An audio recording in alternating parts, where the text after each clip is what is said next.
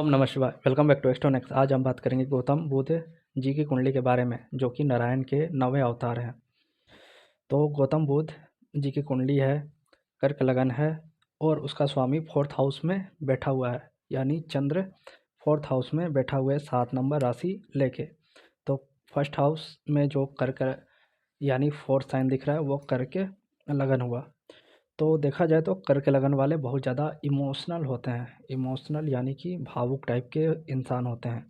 और जैसा कि हम लोग गौतम बुद्ध जी के कुंडली के बारे में विश्लेषण कर रहे हैं, तो उनकी जीवनी तो हम लोग जानते ही हैं। तो देखा जाए तो जो उनका जीवन था, तो वो लगभग 28 साल घर में ही रहे। और जैसे ही वो बाहर गए तो उन्होंने 3 तरह के लोग देखा। एक बच्चा जो कि खेल कूद रहा था, और दूसरा एक बूढ़ा व्यक्ति जो बहुत ही उसमें जान नहीं था, वो बहुत ही कमज़ोर इंसान हो गया था, और तीसरा जो कि मर गया था।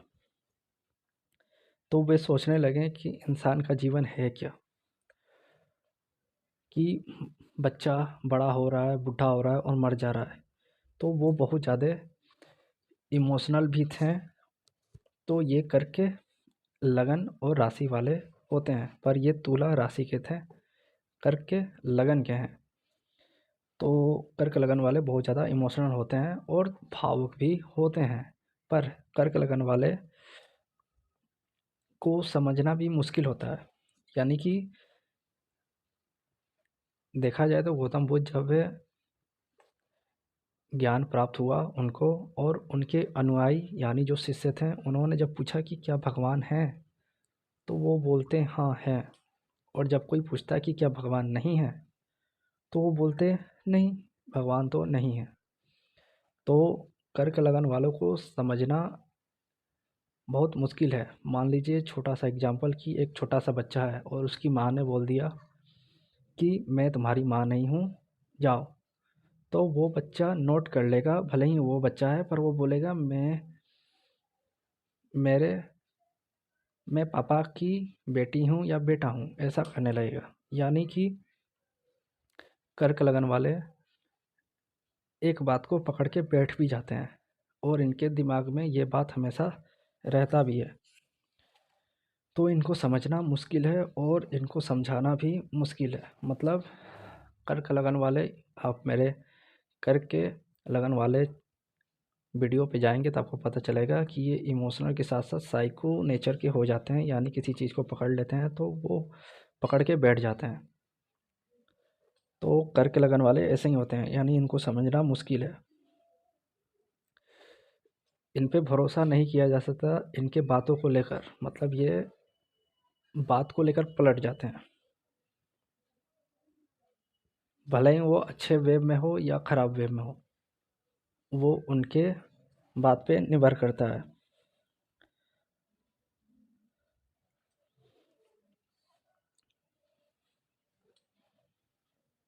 तो ये कर्क लगन गौतम बुद्ध जी की कुंडली में फिफ्थ साइन जहाँ लिखा है वो सेकंड हाउस है। 6 साइन कन्या राशि वो थर्ड हाउस में है। 7 साइन जहाँ पे चंद्र जो कि तुला राशि का चंद्र बैठा हुआ है फोर्थ हाउस में। तो फोर्थ हाउस का चंद्रमा और राशि तुला 7 नंबर।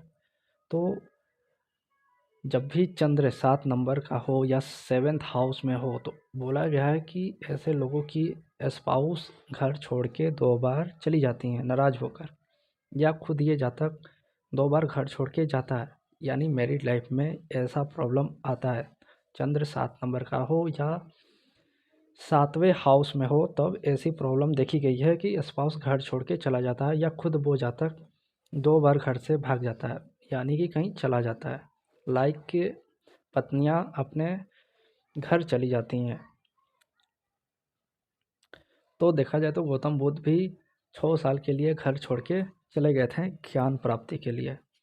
पर वो उनको जब ज्ञान प्राप्त हुआ तो उनको पता चला कि नहीं, भगवान गृहस्थ में भी मिल जाएंगे, और वो फिर से घर आ गए। और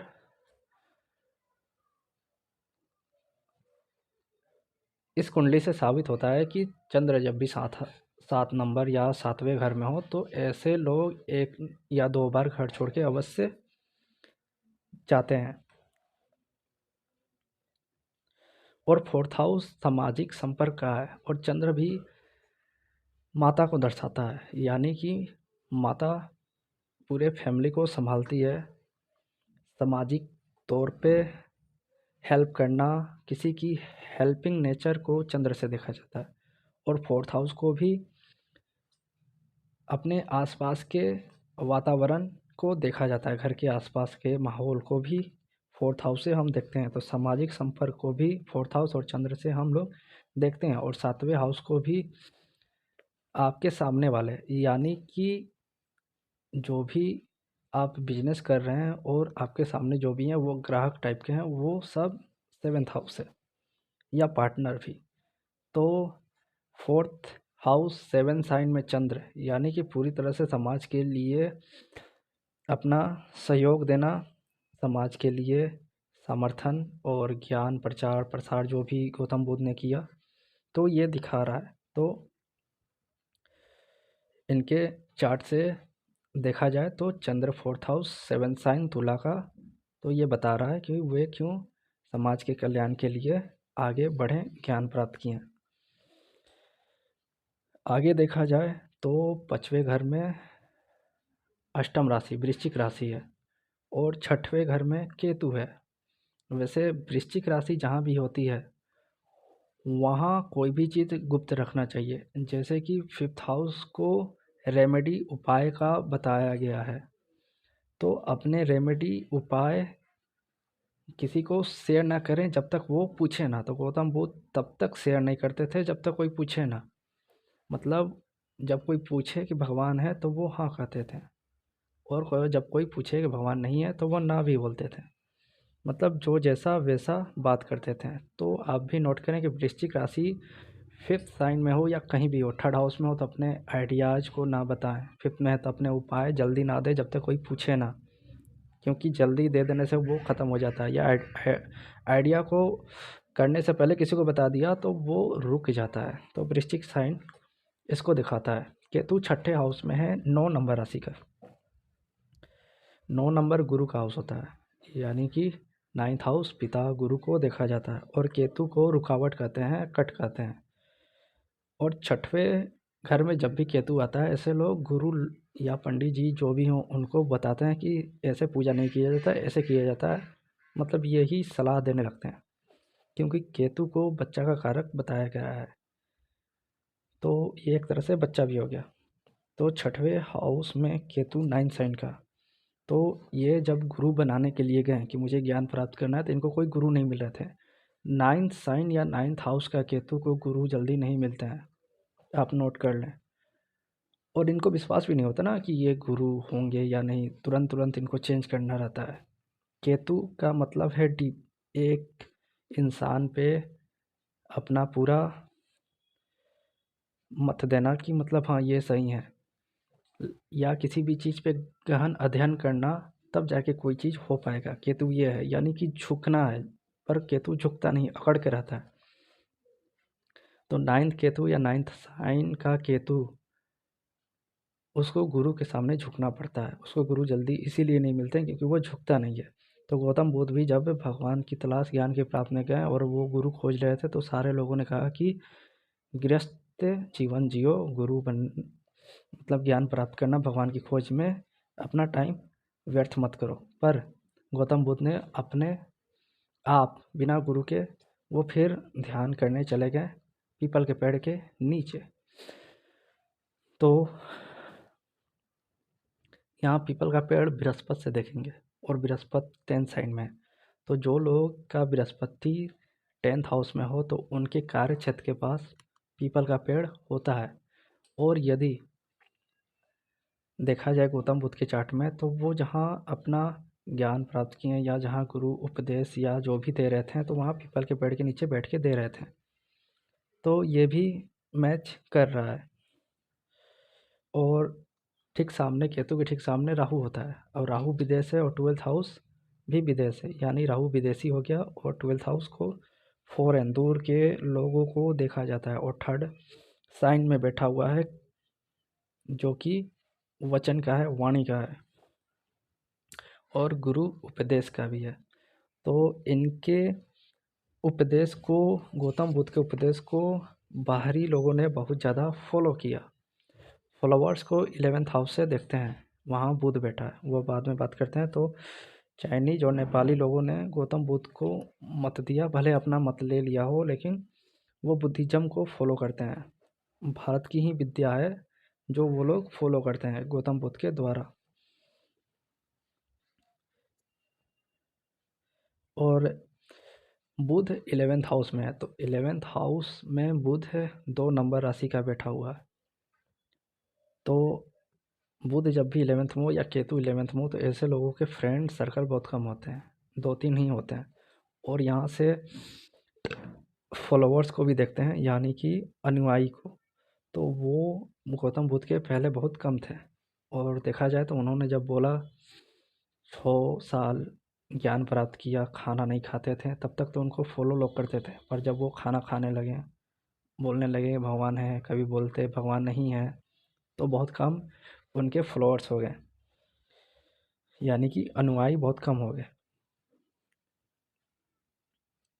तो 11th हाउस से फॉलोअर्स को देखते हैं। तो बुध है, वहाँ पे बैठने पे फ्रेंड बहुत कम होते हैं। आज के डेट में बोला जाए तो फ्रेंड सर्कल कम होगा, बहुत कम होंगे, या मिलना ही नहीं चाहते हैं। तो शुरुआती में उनके फॉलोअर्स कम थे, पर राहु 12 था और 3rd साइन का था, तो उनके फॉलोअर्स धीरे धीरे बढ़ने लगे, और बहुत ज़्यादा, मतलब उनके फॉलोअर्स होने लगे बाद में, विदेश के लोग।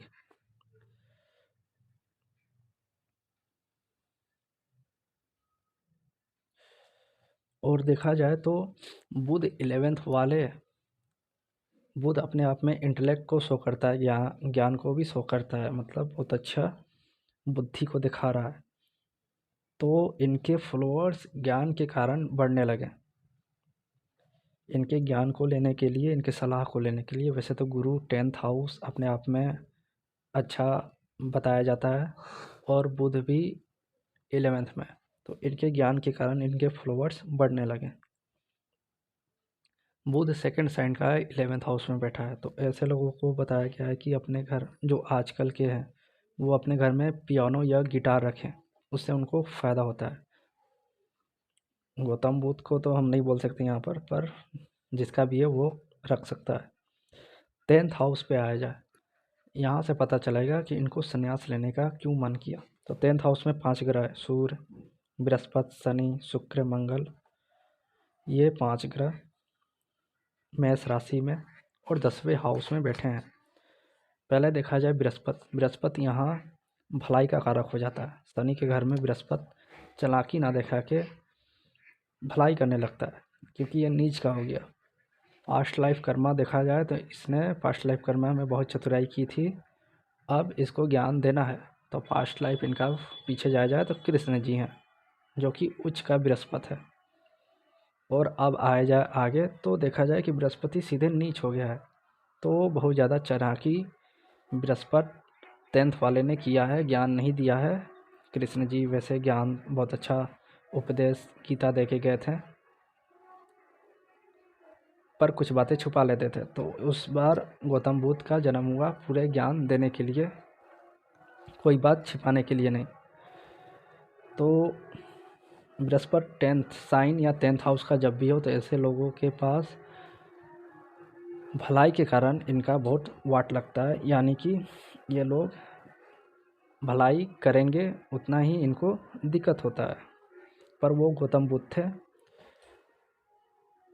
तो गौतम बुद्ध का 10th हाउस का और 1 नंबर का बृहस्पति अपने आप में गुरु बनाता है, मतलब राजा भी उसको प्रणाम करते हैं, वैसा बृहस्पति बनाता है। लगन का बृहस्पति हो या 1 नंबर मेष राशि का बृहस्पति हो, तो ऐसे लोगों को राजा भी गुरु मानते हैं, प्रणाम करते हैं।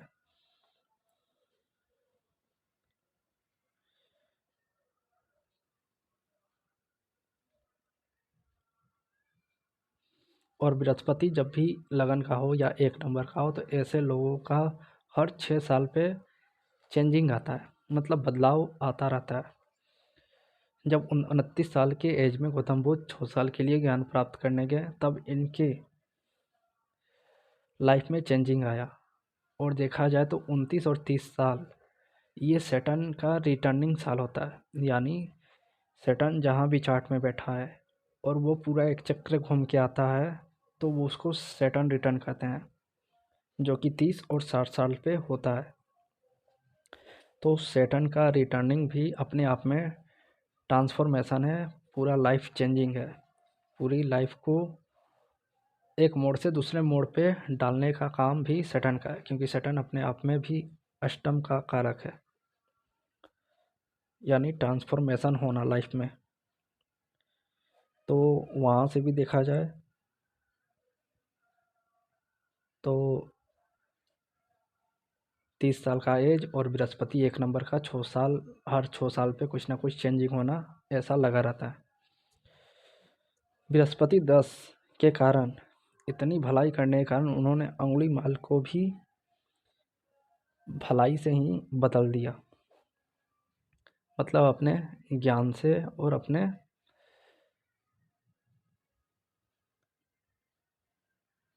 इंटेलेक्ट के द्वारा अंगुली माल को उन्होंने सही राह पे ला दिया।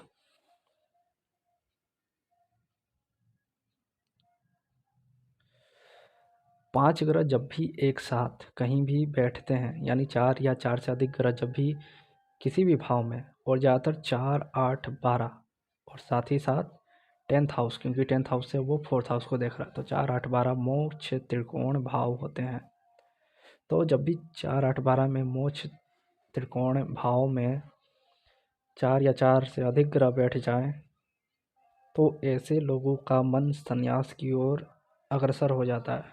तो गौतम बुद्ध के चार्ट में ये लागू होता है कि वो सन्यासी क्यों बने, संन्यास की ओर क्यों उनका मन किया। यानी ये 4 या 5 ग्रह की दशा अंतरदशा, ज़्यादातर दशा ही, अंतरदशा नहीं, दशा जब आती है तब ऐसे लोग संन्यास की ओर मूव कर जाते हैं, यानी इनका रुझान संन्यास की ओर चला जाता है। और देखा जाए तो 7th और 8th लॉर्ड जो कि सैटर्न है वो 10th हाउस में बैठा है, और बोला जाता है 7th हाउस को साधना का भाव और अष्टम को समाधि का भाव। तो 7th और 8th लॉर्ड का 10th में जाना या 7वें नवांश में जाना, 7th या 8th लॉर्ड का या 10th लॉर्ड का 7वें नवांश में जाना, ये भी अपने आप में संन्यास की ओर रुझान डालता है, यानी सन्यासी बनाता है। तो इनका जो 7th और 8th लॉर्ड सैटर्न है वो 10वें घर में बैठा है और मोक्ष त्रिकोण 4th हाउस को देख रहा है, 4-5 ग्रह एक साथ बैठे हैं, तो कहीं ना कहीं इनका मन संन्यास की ओर बढ़ने लगा और वो ज्ञान प्राप्ति की ओर निकल गए।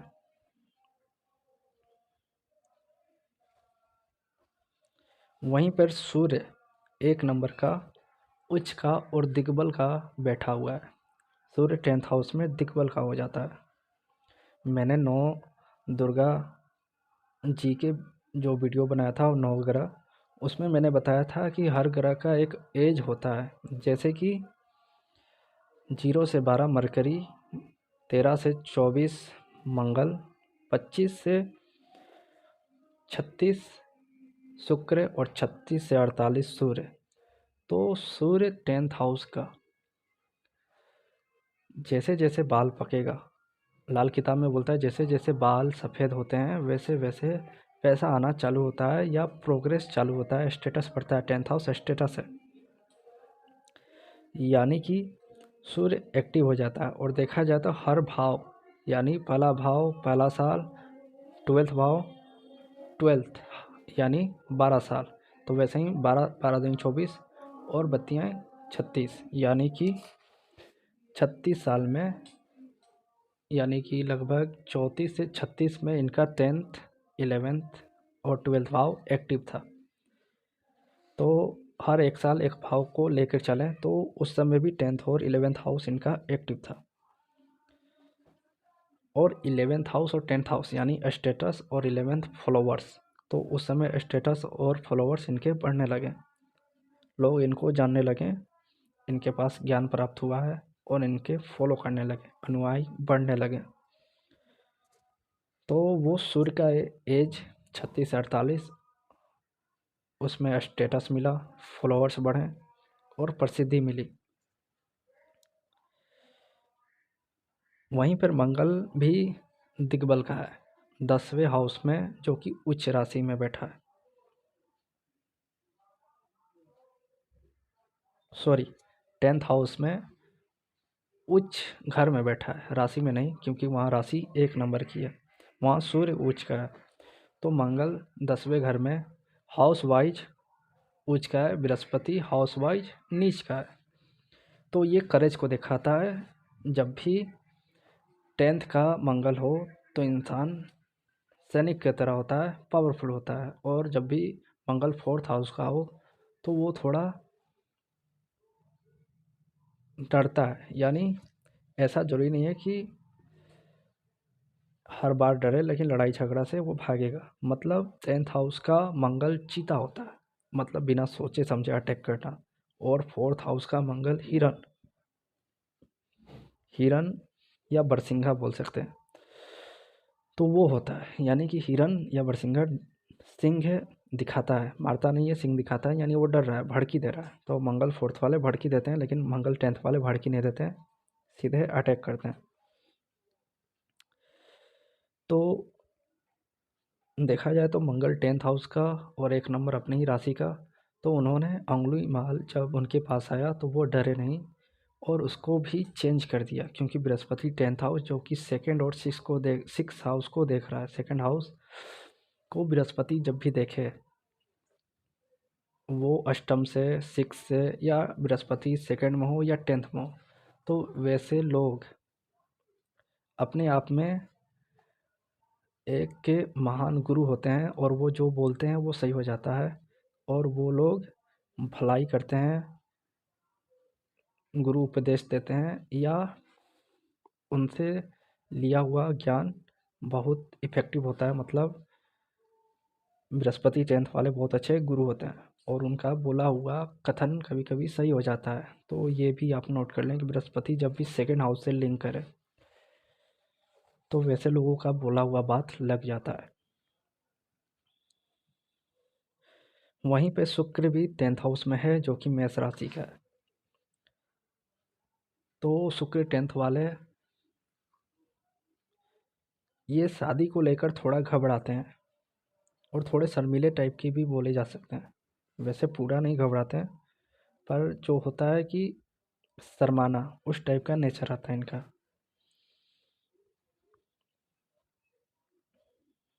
और वो 10th हाउस शनि का घर है, जो कि वर्क, तो इनका ध्यान स्पाउस पे ना जाके वर्क पे ज़्यादा रहता है, यानी वर्क ज़्यादा करते हैं, वर्कहोलिक हो जाते हैं।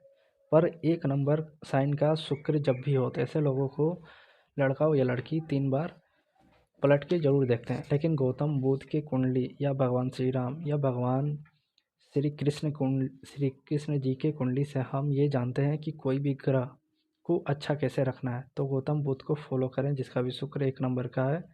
ध्यान स्पाउस पे रखें और किसी पे नहीं।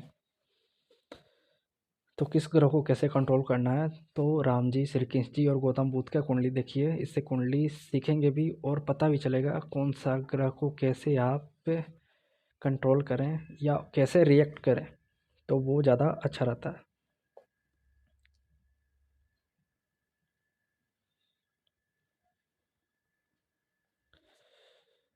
और साथ ही साथ बोला जाता है कि मंगल शुक्र अच्छी युति नहीं है, पर मंगल शुक्र जो कि मंगल ब्रह्मचर्य और शुक्र वीर को दिखाता है। तो यहाँ पर हम देखेंगे कि कैसे कोई इंसान जिसका मंगल शुक्र है वो अपने आप पे, योग पे, साधना पे, ध्यान पे कितना अच्छा केंद्रित कर लेता है। ऐसे इंसान बहुत ज़्यादा स्पिरिचुअल लाइन में जा सकते हैं, योगा, ध्यान, साधना कर सकते हैं।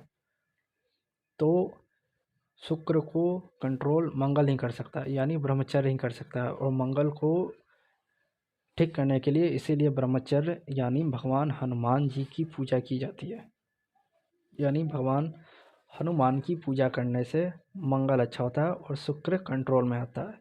तो मंगल शुक्र कोई खराब योगा नहीं है। जो लोग बोलते हैं कि ये खराब योगा है, उसको सही वे में सही तरीके से करें। तो इसीलिए भगवान श्री कृष्ण जी, राम जी और गौतम बुद्ध की जीवनी को पढ़ें और देखें कि वो कैसा रिएक्ट कर रहे थे, आखिर किस टाइप से वे अपने जीवन को जी रहे थे।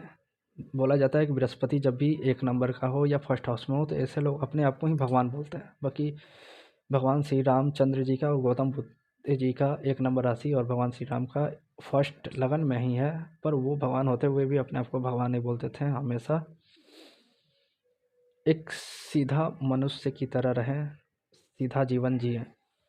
यहाँ तक कि रावण के पैर के पास भी राम जी खड़े हुए हैं, लक्ष्मण जी तो सर के पास चले गए। तो लगन वाले गुरु सर के पास चले जाते हैं, वे अपने आप को गुरु बोलने लगते हैं।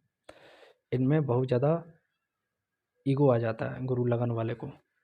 पर जैसे जैसे ज्ञान बढ़ता है ये तब बृहस्पति अच्छा होने लगता है। तो भगवान की कुंडली उठाएं। यदि आपको कुंडली सीखना है तो अच्छे से संपर्क मतलब समझेंगे आप कि कैसे कुंडली से निकाला जाता है प्रेडिक्शन। और वहीं शनि भी 10th हाउस में अपने घर का और राशि एक नंबर नीच का बैठा हुआ है। यानी यहाँ देखा जाए तो दो ग्रह नीच, हाउस वाइज बृहस्पति और राशि वाइज सैटर्न, और उच्च हाउस वाइज मंगल और राशि वाइज सन। तो नीच भंग योगा भी बना है। तो शनि एक नंबर का जब भी होता है तो ऐसे लोग बहुत ज़्यादा हेल्पफुल नेचर को हो जाते हैं, क्योंकि शनि नीच तभी होगा जब आपने कुछ ऐसा काम किया है जैसे मजदूर लोगों को तंग किया हो या कुछ किया हो, या फिर उनकी सेवाओं के लिए भी आप आगे बढ़ते हैं। शनि जब भी एक नंबर का होता है ऐसे लोग बहुत ज़्यादा एनजीओ से जुड़े होते हैं या भलाई का काम करते हैं, यानी गरीबों का हेल्प करना। इनको गरीबों की मदद करना अच्छा लगता है। तो शनि भी 10th हाउस का है, और शनि 10th हाउस का बोला गया है कि घूम घूम के काम ना करें, एक जगह बैठ के करें। तो भगवान बुद्ध एक जगह पेड़ के नीचे बैठ के और अपने अनुयायी फॉलोअर्स को ज्ञान देते थे, और वो घूम घूम के सब लोगों को ज्ञान देते थे। पर शनि जब भी 10th हाउस में तो घूम घूम के काम ना करें, एक जगह बैठ के ही काम करें, वो ज़्यादा फ़ायदेमंद होगा आपके लिए। तो ये थी गौतम बुद्ध जी की कुंडली के बारे में। नेक्स्ट हम किसी और कुंडली पे बात करेंगे। तब तक के लिए धन्यवाद।